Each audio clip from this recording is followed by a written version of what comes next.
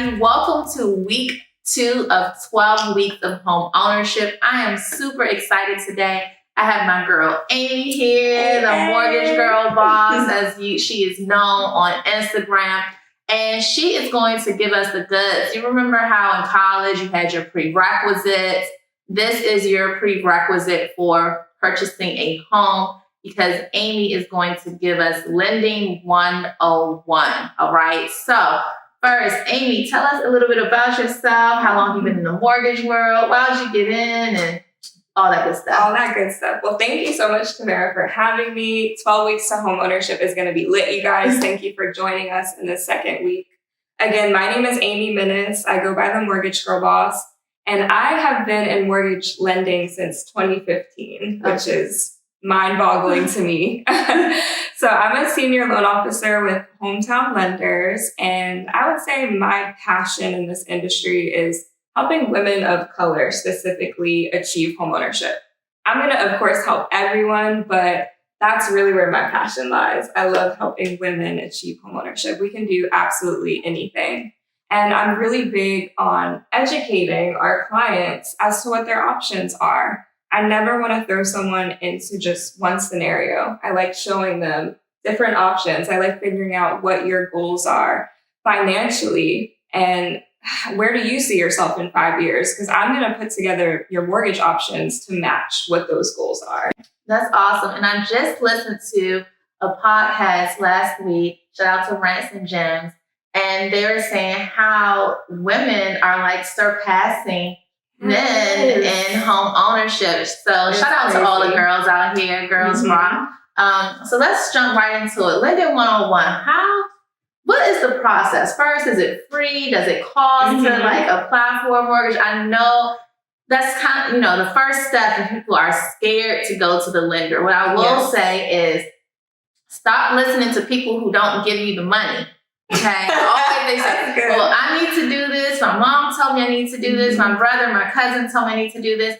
Well, they aren't the ones that's funding your loan. All right. So we're going to go straight to the source, the person and the company that's going to give you the money. So how does that process work? Is it free, like I said? And what's the first couple steps? Guys, it is absolutely free to talk to me. I try to make myself as approachable as I can be. And I always say, once you have the idea of homeownership and you're like, this is something that I want to accomplish, the best thing to do is to talk to a lender, because you can Google all you want. You can talk to people that bought their homes 3 months ago. Your situation is still going to be different than theirs. So book a consultation with me. I'm really big on Calendly. It's so easy to talk to me, and we'll just talk for 15 minutes. We'll figure out where you stand now, if it is the right time for you to move forward, or if not, guess what? We're going to come up with a plan for you. So I think it's really, really important, like Tamara says, talk to the people that are going to give you the money, because that's literally my job. And I tell people as well to just, before you think you're ready, right? Because there's nothing worse than thinking you're ready. Like, my lease is up. Don't call me still. But it would be better if you did not wait until it's October. You're like, my lease is up the end of the month. I need to move. And I get those calls. And then Amy finds something on your credit report, and we need to do some things and do a rescore in a couple months or so. So make sure that before the thought, like if you're signing a lease today for next year, and you're like, okay, I want to purchase when my lease is up next year, you can even still start the conversation now, even if it's a game plan for what happens next year. But just start before you think you are ready. As soon as you have that 1% thought, start the process. It's so important. And like Tamara said, you guys, know where your credit stands. If you've never seen your credit report at all, I highly recommend you go to annualcreditreport.com. Just get a free copy of your credit report. Ever since COVID, they've been doing weekly free credit reports. And with that website, it's not going to show you your exact score, but it's going to show you everything reporting on your credit report, which is important for us to know too. Okay. And then as far as score, you can go to myfico.com. That is something that you do have to pay for, but you're going to see the scores that us mortgage lenders see. So it's important to know roughly where you stand now so we can figure out where to get you to. And speaking of that, I know that there are multiple credit scores that we have, right? Mm-hmm. And just for the consumer, is there like a separate mortgage credit score? Is there is. It's not Max Varian credit score, is that the score you're looking at? So. And Credit Karma isn't either. So we've seen Credit Karma be accurate, and then we've seen it be up to 100 points off. So 100 points. 100 points, yeah. So Credit Karma is not the law. It's not like, oh, this is my credit score. No, because you have different credit scores for different things, like Tamara said. So when you go to apply for a credit card versus a car versus an installment loan versus a mortgage, you have different scores for those things. So can I see what my mortgage score is? On myfico.com.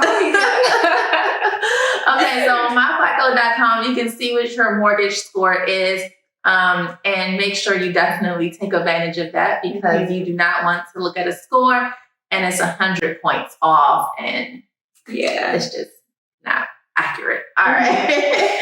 So as far as, the process, I know people call me, they say, Tamara, I've Googled the process of what to do. It's a lot of information out here. What if I don't want my credit ran right now, or I don't know, or can I just see what it is, or can I just get pre-qualified? I'm like, you can get pre-qualified, but it's not going to have a whole lot of weight when we are going to put in an offer on the home. So can you talk about that difference between the process between a pre-qualification and a pre-approval? Yeah. So guys, I'm going to be really honest. In my opinion, a pre-qualification means nothing. It means absolutely nothing. But if you don't feel comfortable getting your credit score ran, how it works, if I'm doing a pre-qual app with someone, I'm just asking you for basic information. I'm asking you, where do you think your credit score is? What are your monthly debts? What is your gross monthly income? But I don't have anything to back it up. So I'm giving you an estimate of what I believe you will qualify for based off of what you've told me. I say it carries no weight because you guys don't know all of the things that we need to look at when it comes to pre-approving someone. And there might even be certain things that you don't even know about on your credit report that we find during our process. So that's why it makes a lot more sense, if you're serious about moving forward, to move forward with a pre-approval. So that's where you go through a full application with us. We pull your credit report. We ask for your last 30 days of pay stubs, 2 years of W-2s, photo ID, 2 months bank statements. We're combing through everything. We're looking at your file as our underwriter would look at your file to make sure there's not going to be any bumps in the road during our process. So when you have that confidence of knowing, okay, this is what I truly qualify for, that's when you can start to shop with Tamara. Yeah. It's kind of like window shopping. I always tell people, you are always 100% going to like something you can't afford. I love some things that I can't afford right now.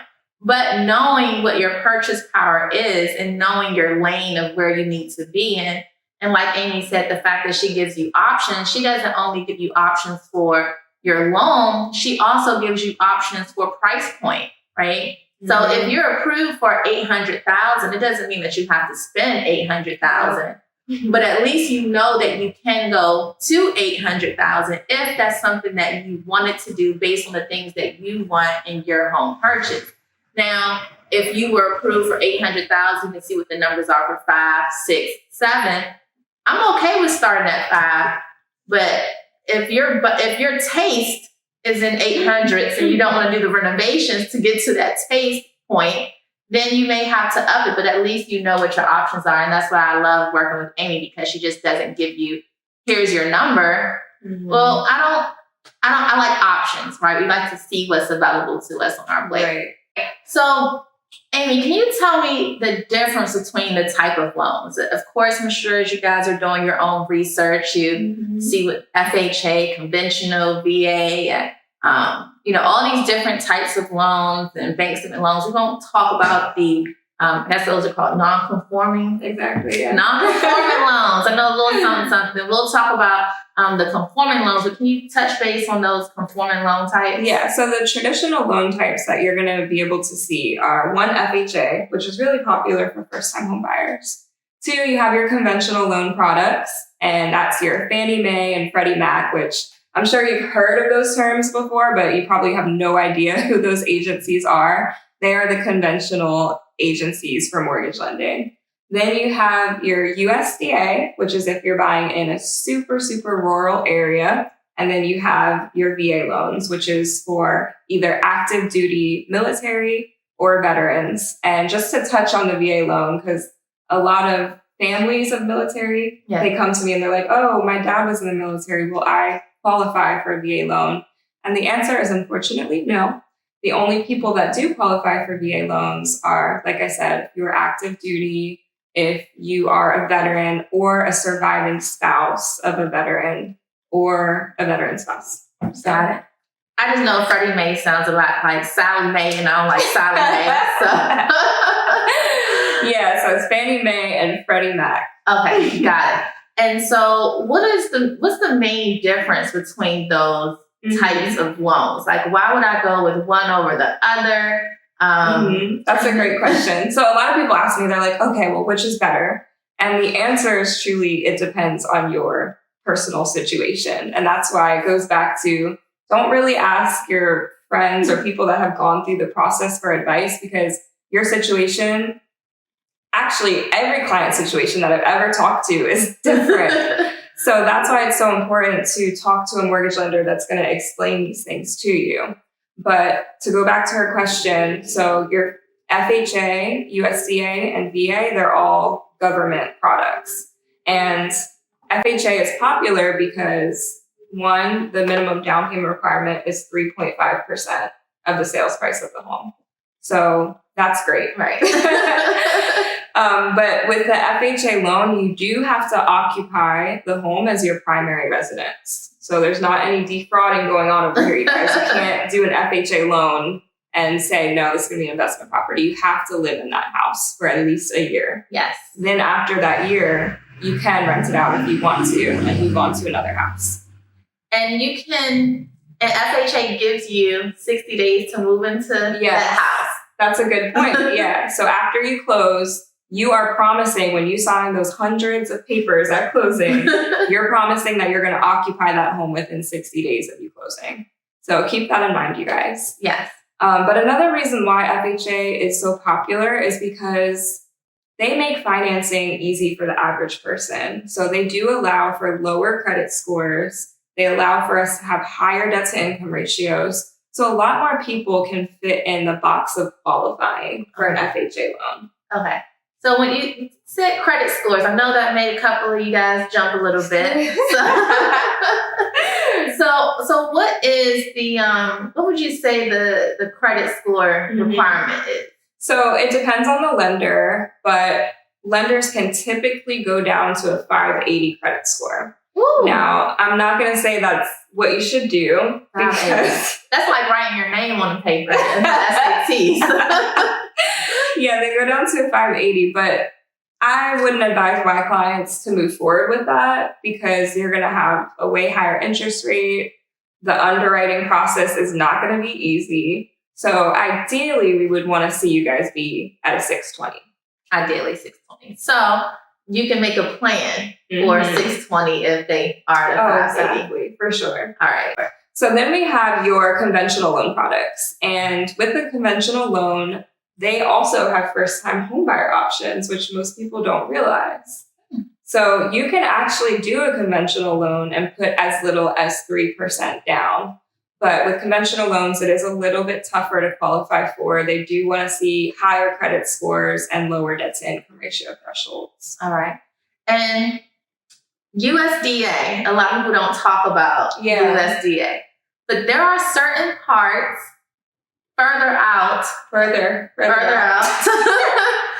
St. Charles County, even some parts of Prince George, if you go like further out, Prince George is touching. Some parts of Charles. And some part of Charles County do have homes that qualify for USDA. Yes. And the great thing about USDA, correct me if I'm wrong, is you can do 100% financing. So they will cover 100% of the sales price of the home. And for USDA, one, you have to determine if the property is eligible. So USDA, their website, they have a mapper. And it's public knowledge. Anybody can just go in, type in Google USDA mapper. It's going to pop up. and type in the address that you want to purchase, and you'll be able to see if it's eligible. But not only that, your income has to be eligible as well. So they require certain household income thresholds that you have to stay under. And it depends on what area you're purchasing in as to what that threshold is. So it's important for us lenders to look at that. So even if you do find something that's USDA approved, you might not be approved for USDA. So they want you to have a lower income for USDA. You have to be under a certain area median income to qualify. Okay. All right. That's good to know. Didn't know about that part. Yes. What is the advantage for dealing with you versus me going to my bank that I have been banking with for a very long time? That's a great question. So I'm a believer, and I might be biased, that shopping with a local direct lender is going to be your best option. And I believe that because as a mortgage lender, our company, mortgage lending is all that we do. When you go to a bank, they do installment loans, they do car notes, they do mortgages, they do lines of credit, they do credit cards. What's your specialty? Our specialty, what we know, is mortgage lending. So we have in-house processors, in-house underwriters. Everything is done in-house, and we have a bigger, I want to say, what's the word? This will be cut out. We have a bigger interest in you closing out your loan. Like, we want to get you to the closing table. Because if you work for a big bank, you're most likely going to work with a banker. And there's a difference in how we get paid, y'all. So that banker is going to get paid a salary. So no matter what, if you get to the closing table or not, they're still getting paid. Guess what I get paid? I work for free. I work for free until you get to your closing table. So guess what? Me and Tamara, we're going to make that happen. We're going to get you there.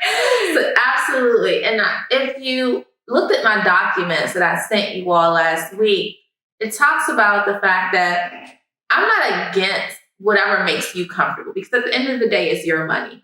However, it's our job to just be transparent with you. And the fact that, yes, I have closed a deal with Navy Federal before. It wasn't on time. Mm-hmm. We had to threaten people to get our documents sent.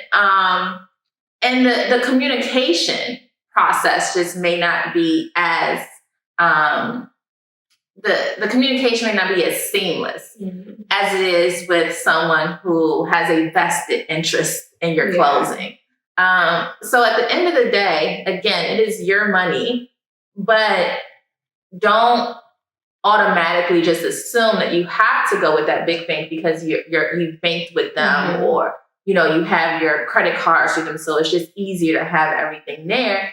That's fine, but at the same time, you want to go with someone who's going to get you to the closing table and get you the options that you want, and someone that you can actually have a conversation with and feel comfortable having that conversation with, versus somebody that has the banker here, the processor in Texas, the underwriter in Missouri, the other person in California, and we're all on different time zones trying to get your deal done. It's just not going to be as a smooth process. Yeah. So, and I also believe it's more so about the person that you're working with, more so than the actual company entity.